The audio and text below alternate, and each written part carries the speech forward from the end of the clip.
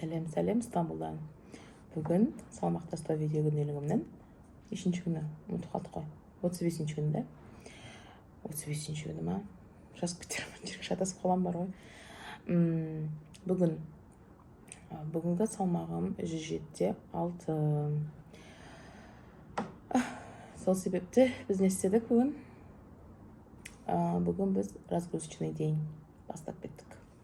Яғни кефир. Бүгін тек кефир ішеміз. Таңертең, кеш, обед.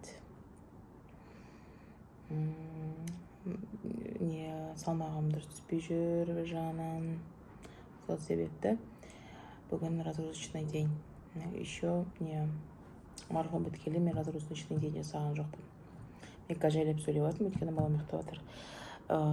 Сендерде мынандай ракурспен түсірмеген сияқтымда, мына жерде вазаға тіреп қойып түсіріп жатырмын. Сол бүгін сізге ештеңе де көрсете алмаймын, тек эфирден басқа және өзімнен басқа. Далаға шыға алмаймыз, әлі күн жанып тұр. Енді Стамбул Қазақстанға қарағанда ыстықтан бөлек ылғалдылық бар бізде. Өте ылғал, далаға шыққанда ауа жоқ, демала алмайды, үстіміз су болып, киімдеріміз жабысып келеміз. Сол үшін мен баланы да қинағым келмейді, өзімді де қинағым келмейді.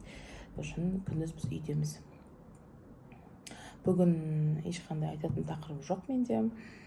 Басымда ауыртқым келіп тұрған жоқ, естественно, бір көп әңгіме қалдырып сөйлейтін. Бүгінгі күнделігім қысқаша тек кефирмен бітеді. Қарағандарыңызға рахмет. Ертеңге дейін көріскенше. Пока-пока. Айтпақшы, менде өзгеріс бар ма екен? Жаза кетіңіздер комментарияға. Және де лайк басып, тіркелуді ұмытпаңыздар. Мені тіркелусіз қарап отырған көп адамдар бар екен. Мен аналитикадан көріп отырам. Қарап отырсаңыздар, тығылмай тіркеле кетіңіздер. Солай, пока.